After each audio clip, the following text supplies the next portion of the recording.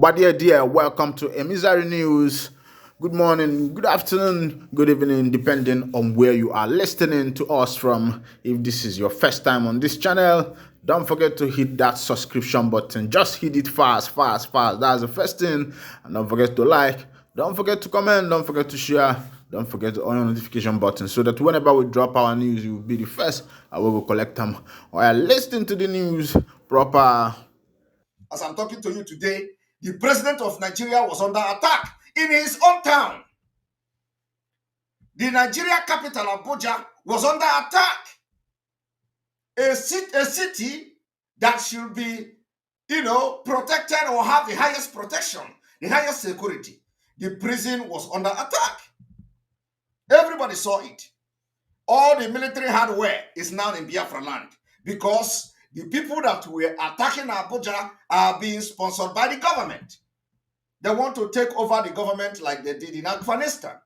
But we are 1,000 miles ahead of them.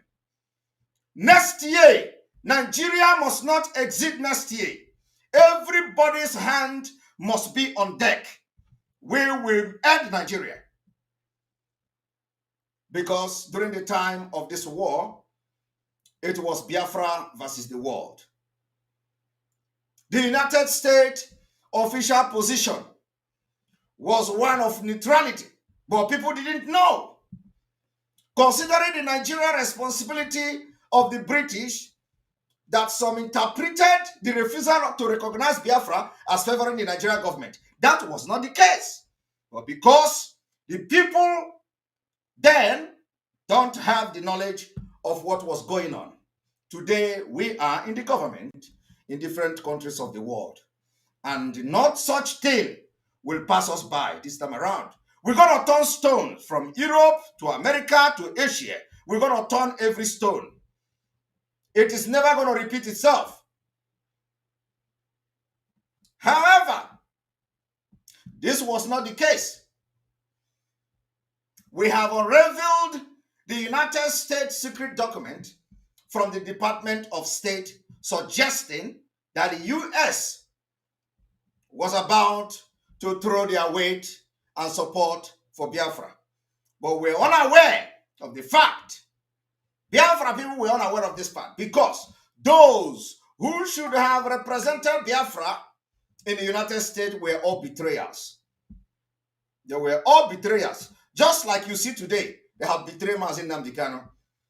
And even those who try to rise up, they call them all manner of names. They betray them. Those who are on the ground fighting, they label them criminals and they kill them. Those who are in diaspora like us, they call us all manner of names and try to blackmail us so that Biafra will never come. They have all failed. In this modern age,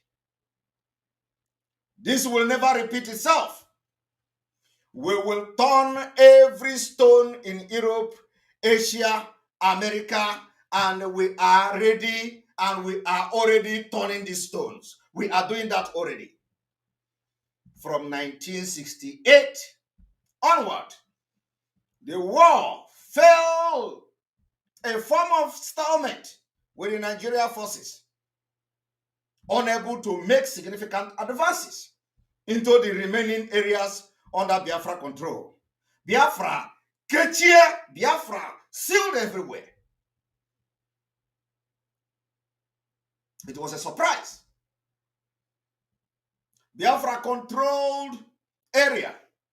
The Nigeria government then was unable to make any advancement into the remaining area that was controlled by the Biafra army. Due to the resistance and the major defeat in major cities in Biafra land, today I wouldn't say it is repeating itself, but I can tell the story. They can tell the story And we have not started. By the time we will take the war to them, they will know. We have not started. Another Nigeria offensive was from the April to June 1968, when they began to close the ring around Biafra with further advances on the two northern front. And by then, they managed to capture Iguacha on 19th May 1968. Now, the blockade of the surrounded Biafra territory, this blockade led to a humanitarian disaster. So we didn't die because Nigeria know how to shoot gun. We did not die because of Soviet Union bombardment. We didn't die because of the United Kingdom bombardment. When they began to close the ring around Biafra as the advances and the blockade of Biafra land, leading to the humanitarian disaster, when it emerged that there was a widespread civilian hunger and starvation in the besieged of Igbo area, that was when this advancement began to yield result. But we are assuring Biafrans today that this will never happen again. It will never happen. It will never ever happen. It will not repeat itself. There will never be blockade again over Biafra land. Nigeria was using hunger and genocide to win the war. But Biafra sought aid from outside world. The private group in the US, led by Senator Ted Kennedy, responded.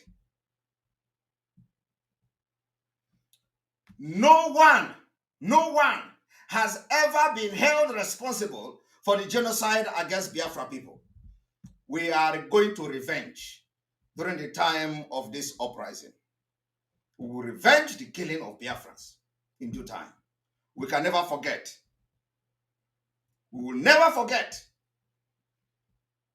In September of 1968, the federal army, the federal government of Fulani Army, plan what Gowon today described as the final offensive. Gowon. He said it is going to be the final offensive. But the so-called final offensive of Gowon was neutralized by the Biafran troop. Completely decimated them. Gowon tagged it the final offensive. When they came, Biafra decimated them. Neutralized all of them. And by the end of the year, after several Nigerian troops were routed in Biafra by ambush and they were all dead, we dealt with them. The Nigeria side, we dealt with the armies, not the innocent civilians.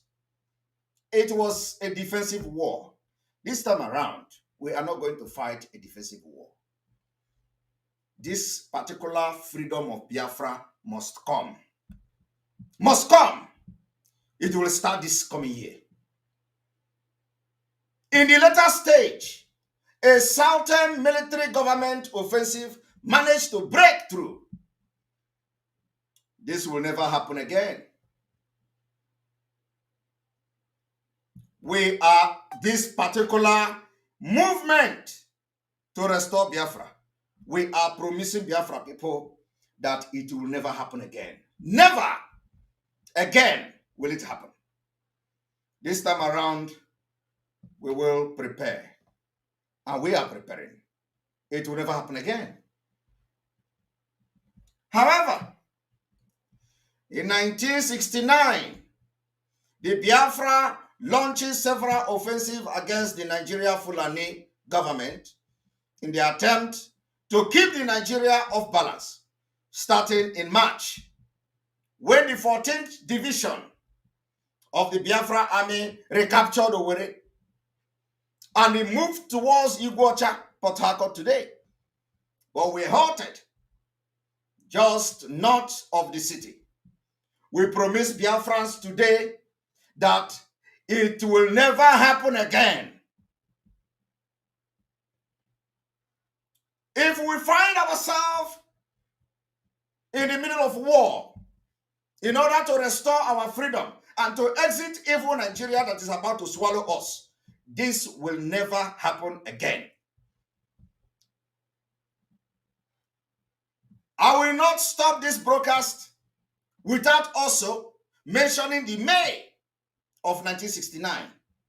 Biafra commandos recaptured oil wells in Kwale. And then in July of 1969, Biafra forces launched a major land offensive support by our foreign mercenaries. Pilot continuing to fly in food, medical supplies, and weapons.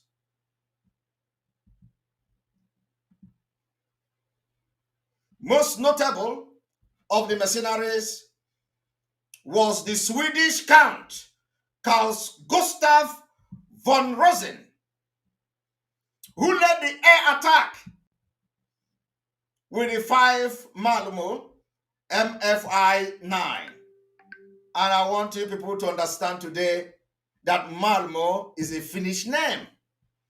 Malmo is a Finnish name. The Malmo aircraft is the MFI-9, a mini-coin small pistol engine aircraft armed with rocket pod and machine guns. His Biafra Air Force consisted of 3 Swedish, von Rosen, Gunnar Hodland, and Martin Lang. These are great men from the Nordic country. Fellow Biafrans, it is not just today it started. Nordic country were part of Biafra war against Nigeria as mercenaries. All the mercenaries that came to fight alongside with Biafra, they were all from Nordic countries. Sweden, Finland, Norway, Portuguese.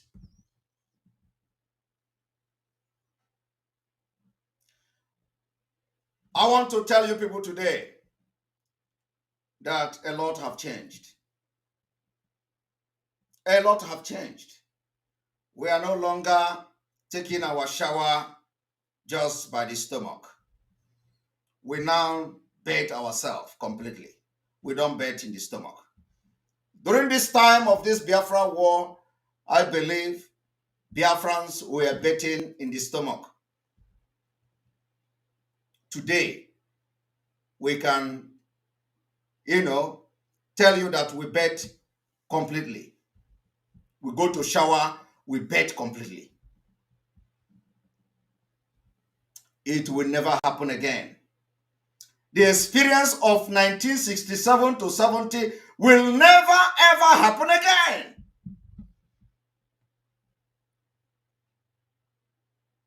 The other 2 pilots were Biafrans as well, great men, great Biafrans, called Willie Murray Bruce and Augustus Okpe. Augustus Okpe, from 22nd of May to 8th July 1969, von Rosen's small force attacked the Nigeria Fulani military airfield in Port Harcourt. Destroy them. We destroy them in Enugu. We destroy them in Benin. We destroy them in Ueli. We damage everything they came with. The Nigeria Air Force jet used to attack relief flight. We decimated them.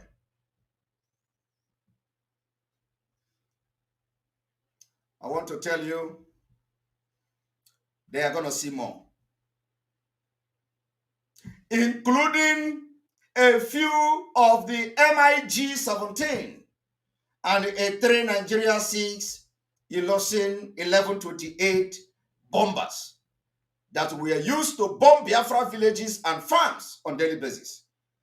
Biafra Air Force, led by a Nordic man from Sweden, we bombed them, destroyed all of them. It was history. Now, the Malmo MFI-9 Biafra Baby 2 View Silhote, in response to the Nigeria government using foreigners to lead some advances. They could not fight. They couldn't fight us. Nigeria government was using mercenary, even with everything they have. They could not fight us. How many mercenary do Biafra have? Today, it is not going to be the same. They use those mercenaries to make some advances. The Biafran government also began hiring mercenaries to extend the war. Even when our army do not need those mercenaries, we hired them. Only German-born Rolf Stenner, a lieutenant colonel with the 4th Commandos, and Major Taffy Williams, a Welshman, would remain for the duration. It was the only people that was, that was there.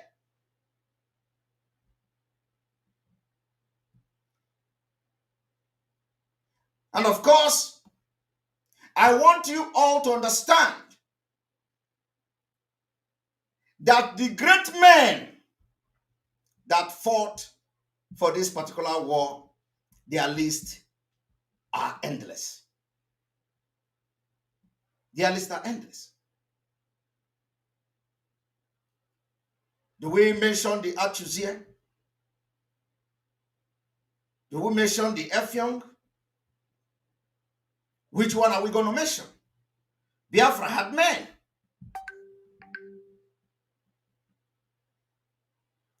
We had men. Nigeria deployed the foreign aircraft in form of the Soviet MiG-17 and the second 28 bombers to Biafra land. What happened? They were all decimated. These are facts of the history. After 57 good years, those who participated in the killings of Biafra people like Obasanjo, Gowon, Buhari, etc., are all paying the price today. Obasanjo village and town is under attack. Gowon village and town are under attack. Buhari today claimed to be the president. He is under attack. His village has just been bombarded by the Nigerian Air Force controlled by the ISIS. All of them that participated in killing Biafra people, they are all under attack today. The Middle Belt, they are all under attack. T.Y. Danjuma, his village is under attack. All of them are today under attack. And for that reason, I want to bring a video to support this State of the Nation broadcast. And I want you to listen to this. Obasanjo is selling at Peter Obi, quote and unquote. The reason as follows. I'm even surprised that Obasanjo is doing this. I think he is trying to pull a wool on the face of all Igbos. Because just read his book, My Command. Read it cover to cover.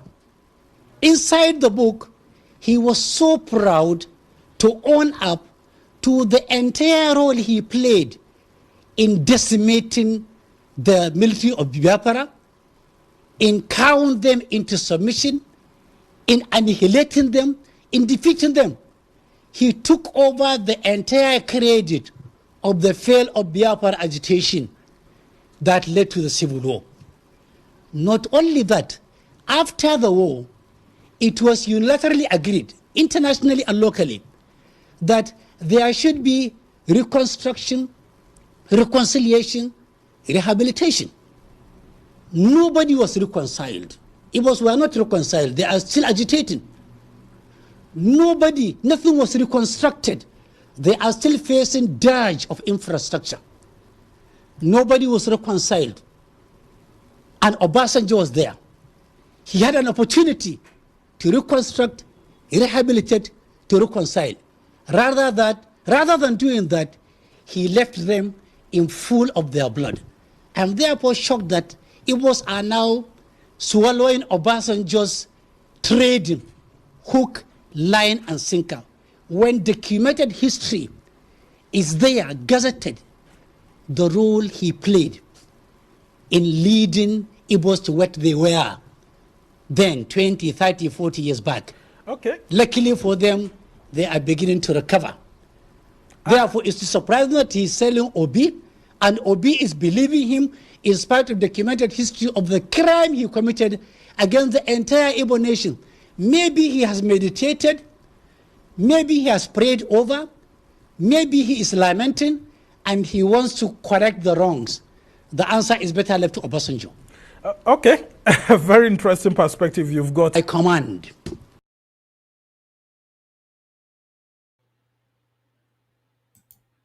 Now, my fellow Biafrans, as you can listen to that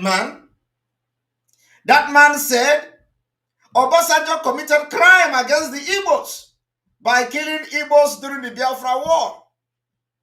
Do you see that?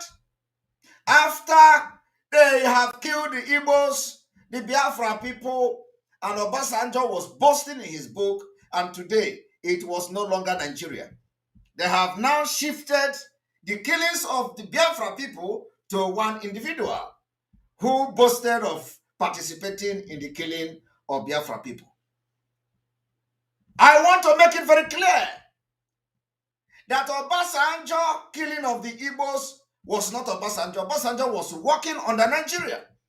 Obasanjo was killing Igbo in the name of Nigeria. Obasanjo did not kill the Igbo in the name of Obasanjo family.